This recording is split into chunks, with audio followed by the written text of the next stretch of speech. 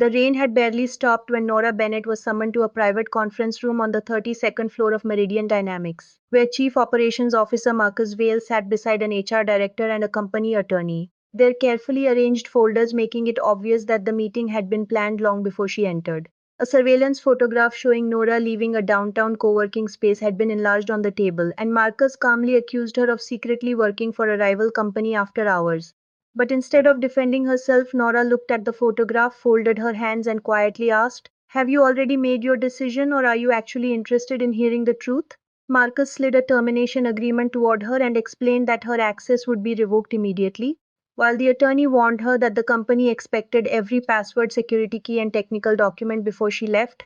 Yet Nora's expression never changed because she had spent 4 years warning Meridian's leadership that its entire cloud infrastructure depended dangerously on knowledge concentrated inside one exhausted employee. She surrendered her access card, collected a framed photograph, an old notebook, and the tiny cactus on her desk, then walked past stunned co-workers without revealing that 2 nights earlier she had accepted an offer from a rapidly growing competitor in Portland, Oregon, where she would finally lead a real engineering division instead of quietly carrying an entire corporation on her back. Nora had joined Meridian after graduating from a university in Seattle, believing the company would give her the opportunity to design resilient systems for hospitals, banks, and government contractors, but within months, hiring freezes eliminated her teammates, senior engineers resigned, and every promise to rebuild the department was replaced by another excuse about quarterly targets. She repeatedly submitted risk assessments showing that the company's disaster recovery process contained dangerous gaps, volunteered to train junior engineers, created emergency manuals, and begged executives to approve additional specialists,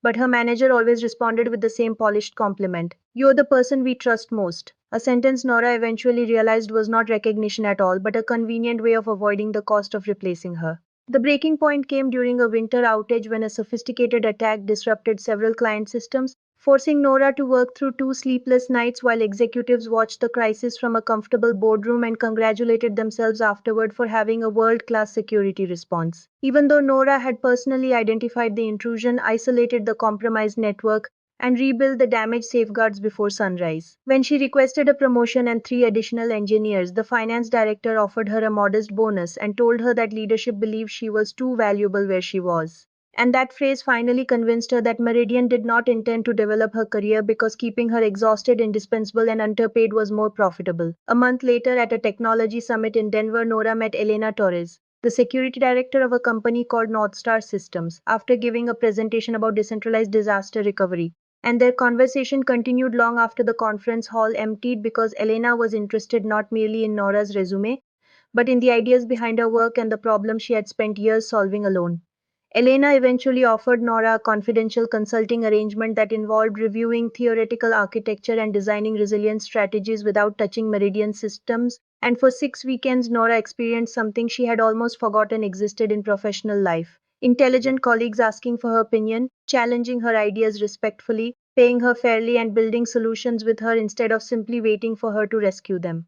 When Meridian fired her, its executives assumed they had removed a liability, but within 48 hours of Nora's departure, routine maintenance began failing, authentication queues backed up, automated recovery jobs stalled, and several critical services started behaving unpredictably because the people who had dismissed her had never understood how many invisible decisions she made every week to keep their fragile system functioning. Marcus called first and sounded irritated, then frightened, and finally desperate as the outage spread across multiple regions, while Nora refused to sabotage anything and instead told him that the recovery procedure was already documented in the emergency archive, adding quietly, "The problem was never that I failed to document it. The problem was that nobody cared enough to learn it." By Friday, Meridian's board had launched an investigation. Several executives had been suspended. Major clients were demanding answers, and the company was publicly admitting that its technology operations had suffered from years of inadequate staffing. While Nora stood inside Northstar's new engineering center watching 8 specialists debate a recovery architecture designed so that no single person could ever become the hidden point of failure again, Elena offered her the final piece of advice that changed Nora's perspective forever: never build a system that needs a hero to survive. And as Nora looked at the team around her, she finally understood that her greatest victory was not watching her former employer collapse, but escaping a workplace that had mistaken exploitation for loyalty, and discovering what her expertise could accomplish when it was genuinely valued.